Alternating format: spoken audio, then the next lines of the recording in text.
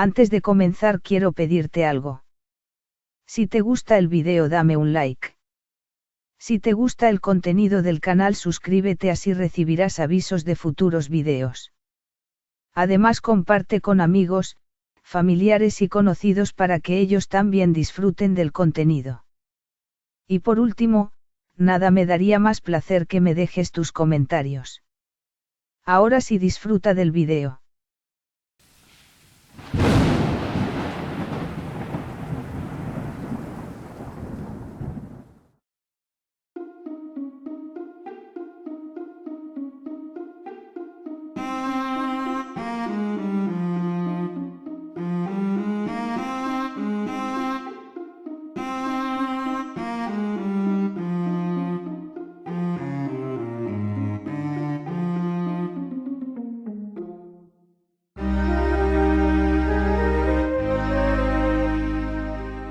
Durante el siglo XIX en forma creciente se comenzó a adquirir objetos egipcios por parte de los europeos y americanos, ya sean comprados a ladrones de tumbas u obtenidos por arqueólogos que comenzaban a buscar y detectar tumbas de antiguas dinastías. Nada se habló de maldiciones todavía. Pero a principios del siglo XX se descubrió una fabulosa tumba intacta en el Valle de los Reyes, la de Tutankamón. Una serie de llamativas muertes dentro del grupo involucrado en la tarea atrajo la atención de la prensa, que dio inicio a la que hoy se conoce como la maldición del faraón. Aplicada a este caso particular o cualquier otro en general. De esta manera, la maldición del faraón es la creencia que se basa en que cualquier persona que perturbe a la tumba de un faraón del antiguo Egipto cae en una maldición por la que morirá en poco tiempo. Existía la creencia de que las tumbas de los faraones tenían maldiciones escritas en ellas o en sus alrededores, advirtiendo a aquellos que las leyeran para que no entrasen. La maldición asociada al descubrimiento de la tumba del faraón de la 18 dinastía Tutankamón es la más famosa en la cultura occidental.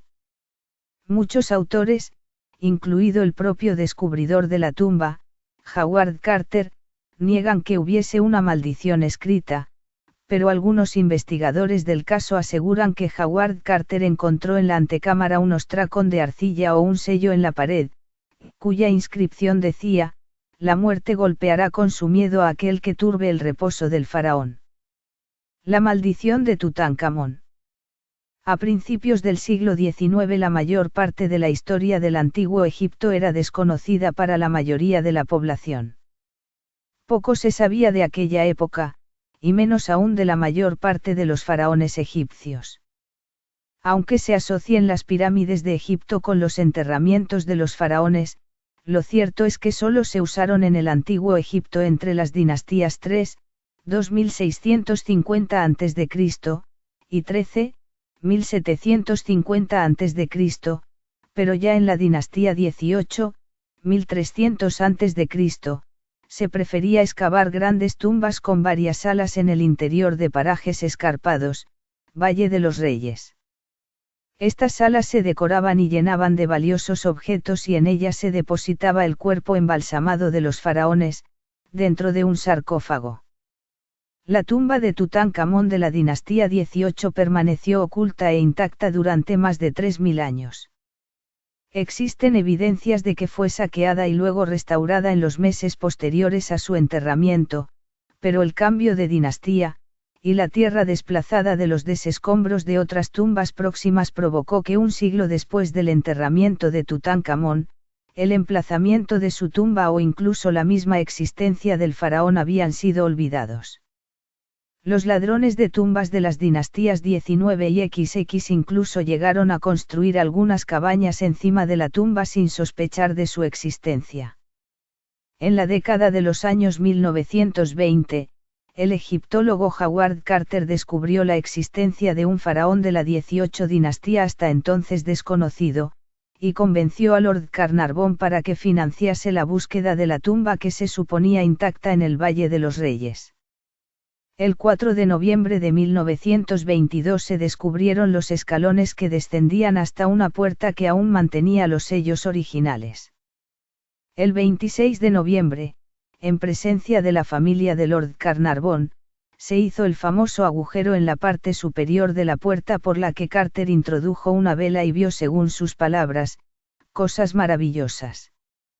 La tumba, luego catalogada como Kurchatobio 62, resultó ser la del faraón Tutankamón y es la mejor conservada de todas las tumbas faraónicas encontradas hasta la fecha. Permaneció prácticamente intacta hasta nuestros días, hasta el punto que cuando Carter entró por primera vez en la tumba pudo fotografiar unas flores secas de 2000 años atrás que se desintegraron enseguida. Después de catalogar todos los tesoros de las cámaras anteriores, Carter llegó a la cámara real donde descansaba el sarcófago del faraón desde hacía 3000 años. Y entonces empezaron a morir personas que habían visitado la tumba, lo cual es conocido popularmente como la maldición del faraón. Primeras muertes. Hay que recordar que Lord Carnarvon había sufrido un grave accidente de coche unos años antes, que le había afectado entre otras cosas a los pulmones, y vivía en Egipto porque el clima más seco era mejor para su salud. En marzo de 1923, 4 meses después de abrir la tumba, Lord Carnarvon fue picado por un mosquito y poco después se cortó la picadura mientras se afeitaba, causándole una septicemia que se extendió por todo el cuerpo. Una neumonía, infección pulmonar, atacó mortalmente a Lord Carnarvon, en un tiempo en que no existía la penicilina ni otros antibióticos, solo le aplicaron suero a un hombre que ya padecía problemas pulmonares, que murió la noche del 5 de abril. Se cuenta, y no hay confirmación ninguna de estos hechos, que a la misma hora de su muerte la perra de Lord Carnarvon, Susie, aulló y cayó fulminada en Londres. También dijeron que cuando Lord Carnarvon murió, en el Cairo hubo un gran apagón que dejó a oscuras la ciudad, pero momentos después regresó. En ese momento los familiares en el hotel se comunicaron con la empresa de electricidad sin recibir explicación del extraño fenómeno. Nuevamente no hay constancia documental de este apagón. No necesitó mucho más la prensa inglesa para esparcir las leyendas de la maldición de los faraones. Incluso algunos afirmaron que en un muro de las antecámaras estaba escrito: la muerte vendrá sobre alas ligeras al que perturbe la paz del faraón, aunque en realidad esta frase nunca apareciese en las detalladas notas de Carter. Hay que recordar que le costó 10 años vaciar la tumba por la gran meticulosidad que aplicaba en todo, y el muro fue derribado para entrar en la tumba. Sir Arthur Conan Doyle se declaró creyente en la maldición, su esposa era medium y el gran defensor del espiritismo, la escritora Marie Corelli, conocida por sus ideas místicas, afirmó tener un manuscrito árabe que hablaba de la maldición, del que no se tenía constancia entonces ni se tiene actualmente, y el arqueólogo Arthur Weigall publicó oportunamente un libro sobre la maldición de los faraones. A la muerte de Lord Carnarvon siguieron varias más. Su hermano Audrey Herbert, que estuvo presente en la apertura de la Cámara Real, murió inexplicablemente en cuanto volvió a Londres. Arthur Mace, el hombre que dio el último golpe al muro para entrar en la Cámara Real, murió en el Cairo poco después, sin ninguna explicación médica.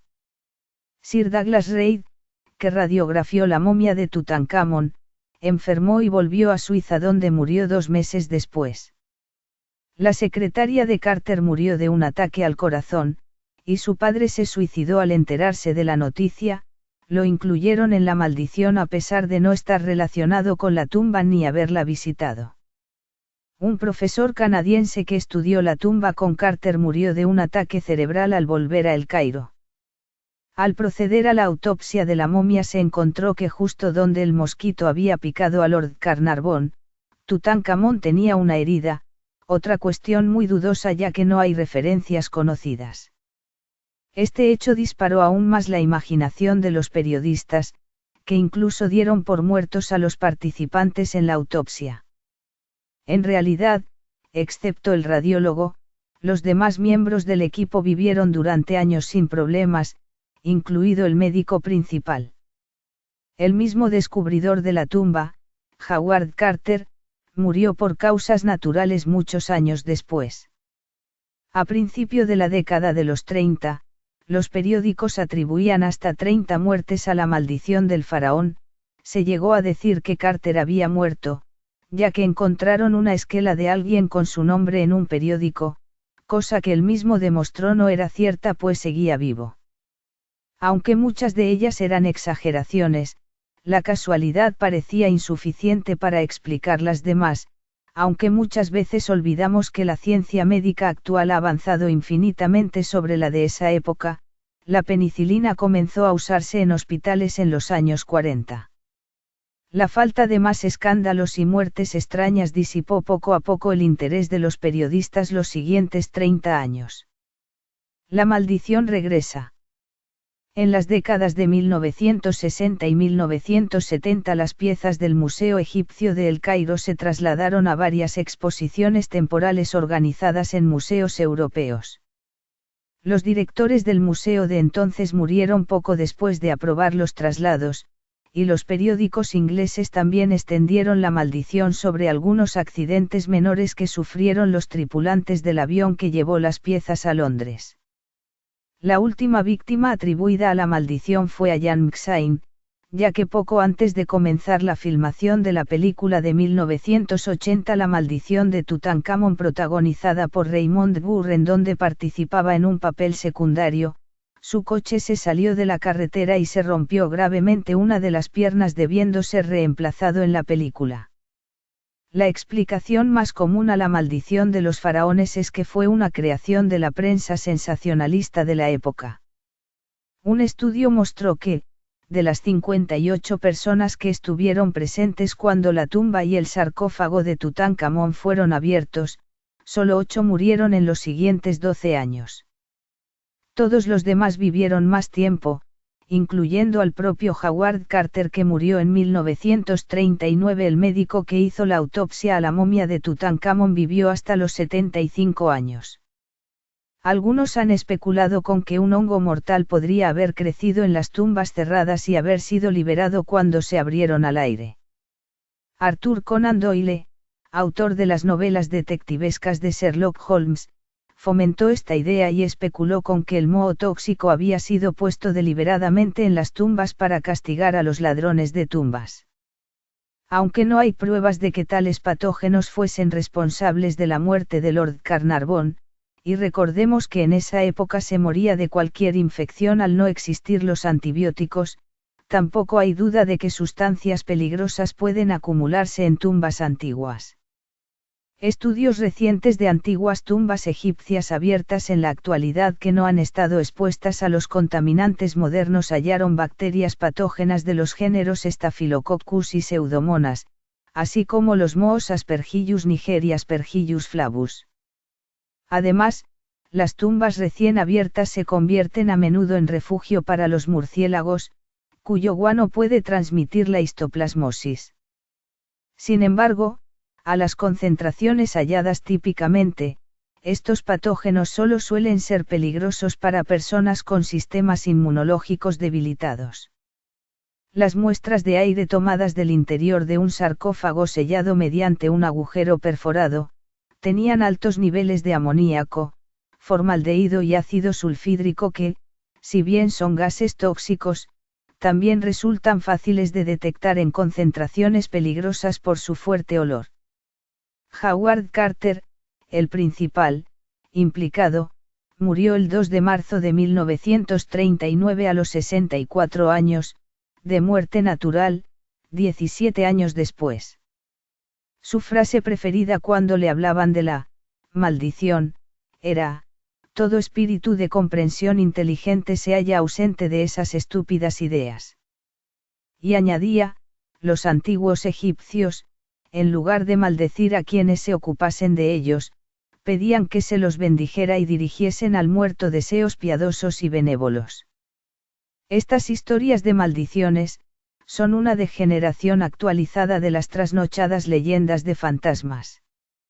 El investigador se dispone a su trabajo con todo respeto y con una seriedad profesional sagrada, pero libre de ese temor misterioso, tan grato al supersticioso espíritu de la multitud ansiosa de sensaciones.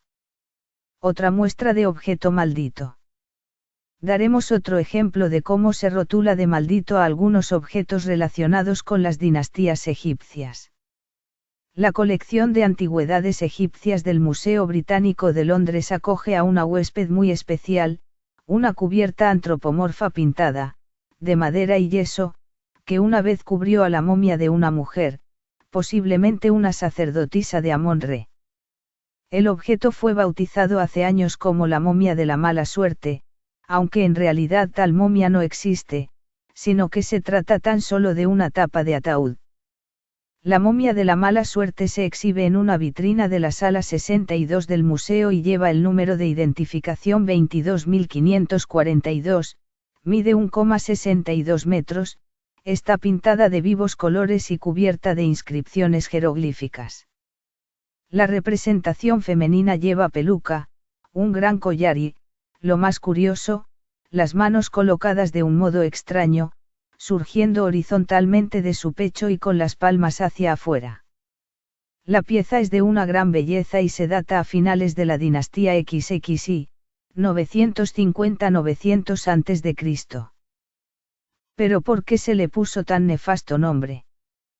Parece ser que a esta sacerdotisa, que tiene la mala costumbre de rondar por el museo por las noches, se le atribuyen miles de desgracias acaecidas a sus sucesivos propietarios y a quienes intentaron contar la historia de sus maldades, entre ellos algún intrépido reportero. Personajes de la talla de Yeats, Conan Doyle o Henry Rider Haggard hicieron referencia a la momia de la mala suerte, e incluso un periódico tan respetado como The Times publicó en 1921 un artículo que hablaba de los peligros que corrían quienes se cruzaban en su camino. La historia de esta cubierta de sarcófago de momia daría para escribir una apasionante novela de aventuras. Al parecer, el objeto fue adquirido a unos ladrones de tumbas por un tal Thomas Douglas Murray, miembro de un grupo de viajeros ingleses que se encontraba en Tebas entre 1860 y 1870. El viaje de regreso a Londres con el objeto fue de todo menos tranquilo. Tanto Murray como sus compañeros sufrieron diversos desastres, uno se adentró en el desierto y nunca volvió a aparecer, otro perdió un brazo a causa del disparo accidental de un sirviente. Incluso la maldición les persiguió una vez en Inglaterra, otro miembro del grupo se arruinó y otro más contrajo una grave enfermedad que lo dejó postrado. Al final, el objeto acabó en manos de la señora Warwick Hunt, hermana de uno de los damnificados por la actuación maléfica de la sacerdotisa. Pero los habitantes de su casa empezaron a sufrir también una serie de pesares, por lo que decidió donar el objeto al Museo Británico en 1889.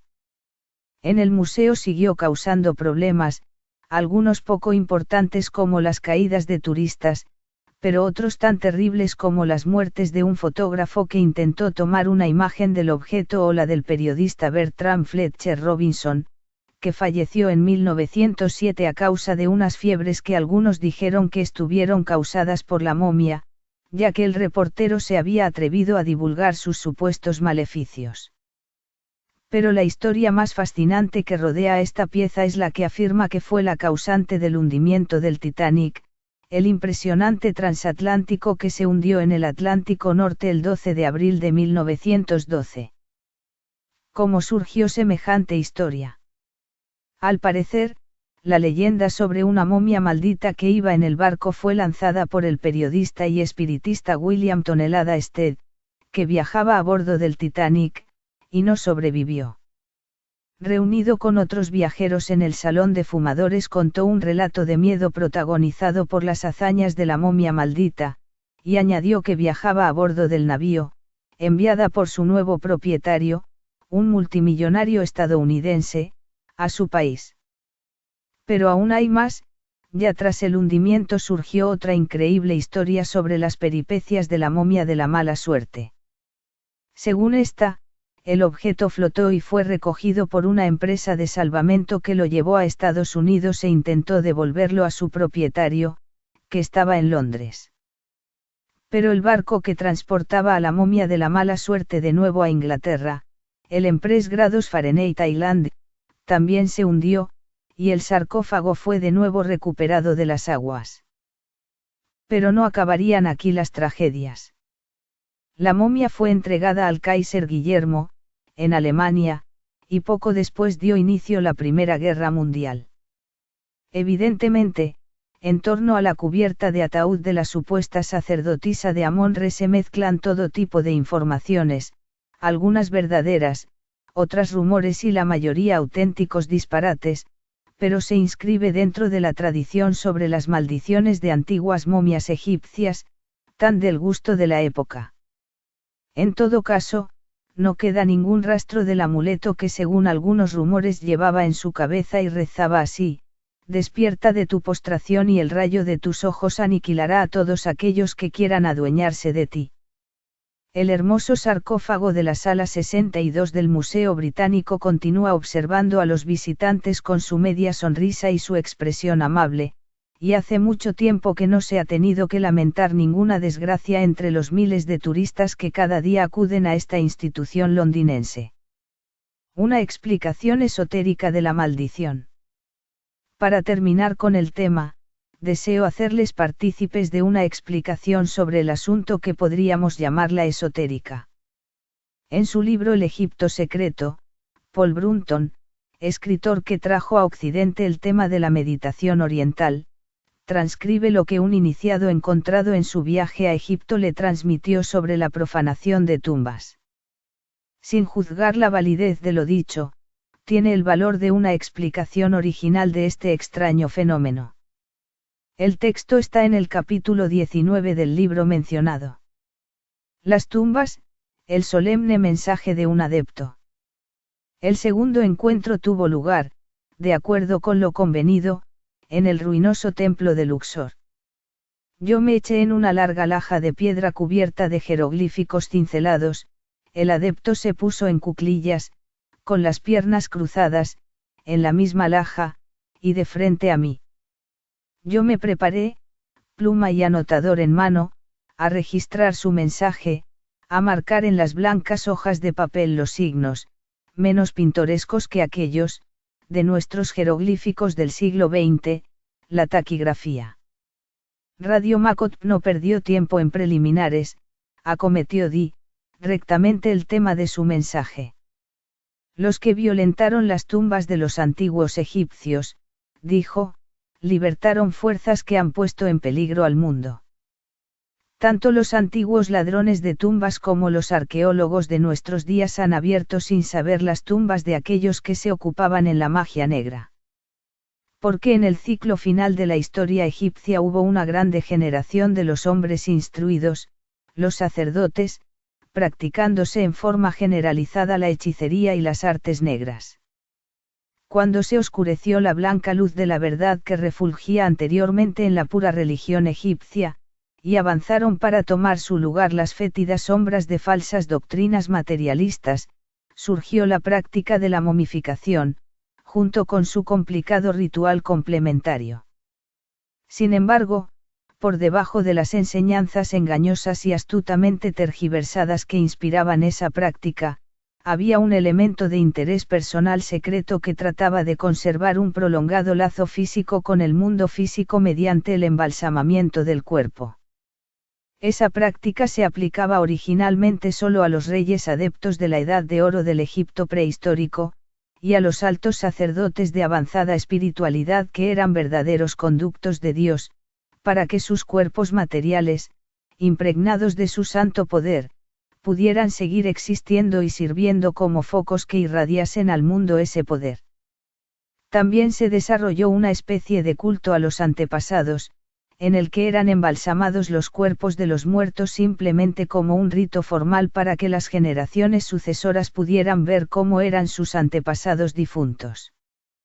Fue en realidad una huera imitación de la momificación que se practicaba en las primitivas épocas de Egipto para conservar las santas reliquias de los buenos reyes y sacerdotes. Porque en el sombrío período que luego envolvió a Egipto, cuando se vio privado de luz espiritual y cuando aquellos que tenían muchos conocimientos pero poca piedad evocaban a las fuerzas infernales del inframundo, los hombres instruidos de las clases sacerdotales y los gobernantes dispusieron que fueran embalsamados sus propios cuerpos. Lo cual se hacía a veces para la práctica de la magia negra, otras veces por miedo a la destrucción en el purgatorio que aguardaba después de la muerte al espíritu, y otras veces por ignorante adaptación a la costumbre. En casi todos los casos, esos hombres preparaban sus tumbas antes de morir. Preparada la tumba física, invocaban, o hacían invocar por algún sacerdote bien capacitado, a un ente espiritual, creación elemental artificial, imperceptible para los sentidos corporales, a veces bueno pero más a menudo malo, para que protegiera y vigilara la momia y actuara en la tumba como espíritu guardián. Para mayor protección de los cuerpos embalsamados, primero ocultaban las tumbas con hábil cuidado, y luego se hacía saber al pueblo en general que cualquiera que profanase esas tumbas sería castigado con las penas más terribles por los poderes espirituales. Esta afirmación fue creída y las tumbas no fueron tocadas por mucho tiempo. Pero con la creciente decadencia del clero y los gobernantes, hasta el pueblo comenzó a perder su fe supersticiosa y se reanudaron los robos de tumbas para saquear las joyas que se enterraban junto con las momias de casi todos los personajes importantes.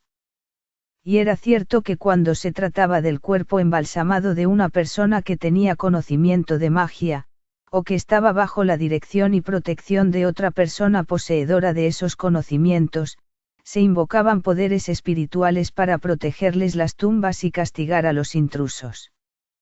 Esos poderes eran a menudo sumamente malos, conminantes y destructores.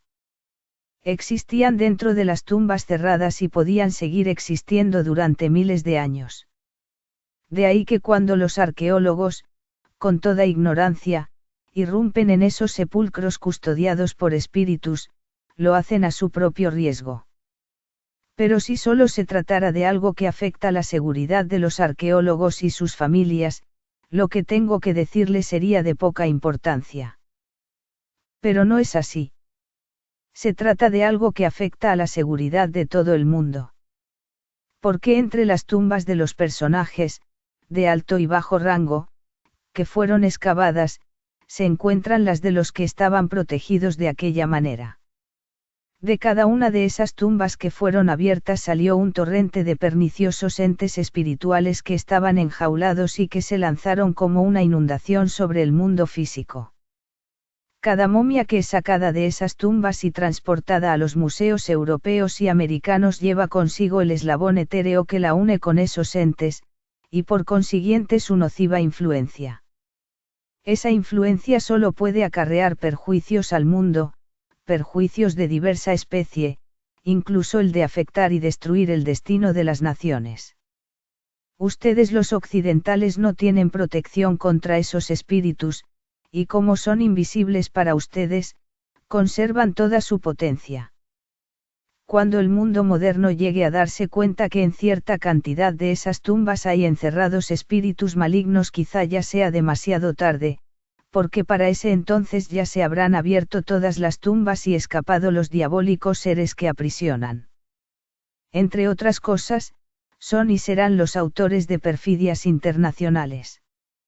La ignorancia de las leyes de la naturaleza no exime al hombre de sufrir cuando las viola, ignorar que existen fuerzas mágicas malignas no exime a este siglo de sufrir el castigo que su necesaria intrusión en los reinos de esas fuerzas le ha de acarrear. Esos espíritus elementales artificialmente creados han sido libertados en el transcurso del siglo actual en número suficiente como para aterrorizar al mundo desde su reino psíquico, como es bastante inmaterial como para ser invisible, pero bastante próximo como para influir en la existencia física de los seres vivientes. Nosotros, que nos preocupamos por el bienestar espiritual de la humanidad, combatimos a esas fuerzas tenebrosas en su propio campo, pero por las leyes de la naturaleza no nos está permitido destruirlas, como tampoco nos está permitido destruir a los hombres vivos que son peligrosos para sus semejantes. Nuestros poderes son limitados y nos constriñen a amparar personas e instituciones con nuestra protección especial. Los objetos que son sacados de las tumbas junto con las momias, tales como escarabajos, joyas, amuletos y muebles, llevan consigo la influencia de las tumbas. Si éstas no estaban mágicamente enlazadas con los entes malignos, no traerá ningún perjuicio su pillaje y despojo, pero si lo estaban, su apertura puede traer desgracia y desastre. Pero los arqueólogos y egiptólogos corrientes, ignorando esos hechos e incapaces de determinar la diferencia entre una y otra clase de tumbas, se introducen en todas por igual. Que le preste oído o no, reciba el mundo este mensaje, que no se inmiscuya en las tumbas cuya naturaleza psíquica los hombres no entienden. Que deje el mundo de abrir esos sepulcros hasta que haya adquirido los conocimientos suficientes para comprender las serias consecuencias de su acción. La mayor parte de los reyes tenían cierto grado de poderes ocultos, ya sea para el bien o para el mal, porque habían sido iniciados en ellos por los sumos sacerdotes. Originariamente el poder mágico de dañar a otras personas era usado únicamente en defensa propia o para impedir las actividades de los criminales, pero cuando declinaron los elevados ideales de Egipto esa capacidad se prostituyó, empleándose con fines perversos, como ser los de dañar a los enemigos a distancia o eliminar a los que estorbaban las ambiciones de los magos, o de sus patrones. También se usó ese conocimiento para la protección de las tumbas. Cada apertura de una antigua tumba egipcia, puede significar un contacto inconsciente con fuerzas invisibles de carácter peligroso.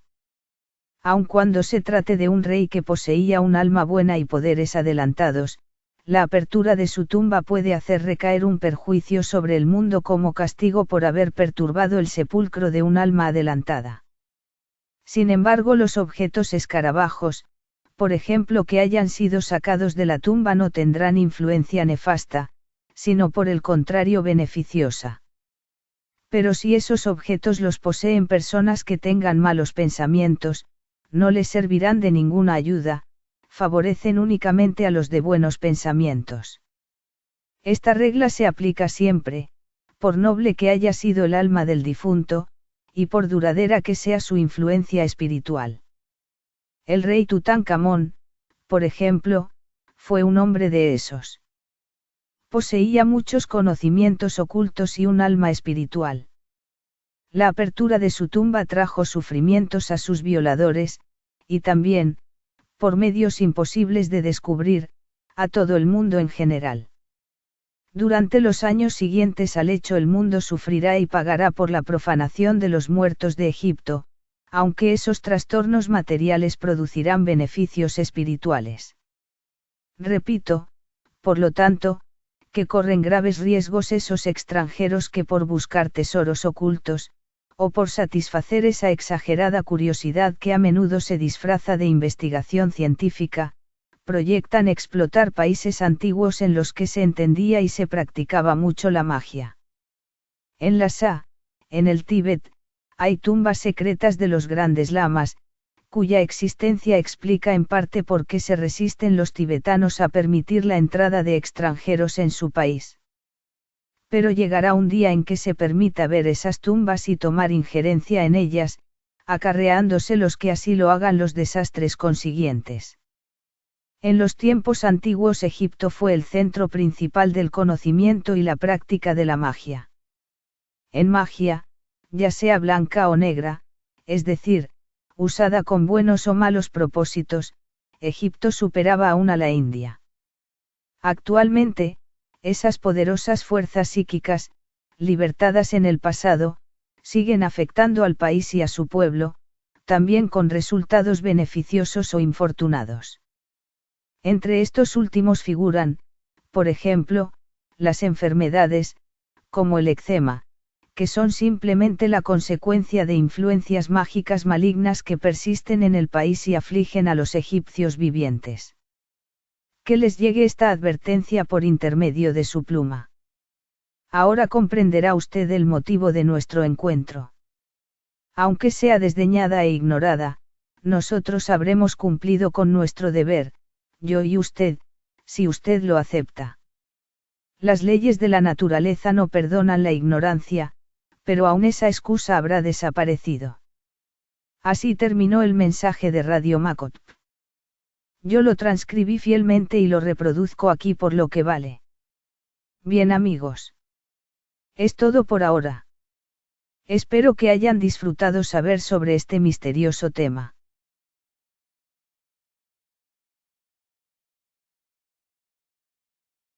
Y les recuerdo que si les gustó el material, den like.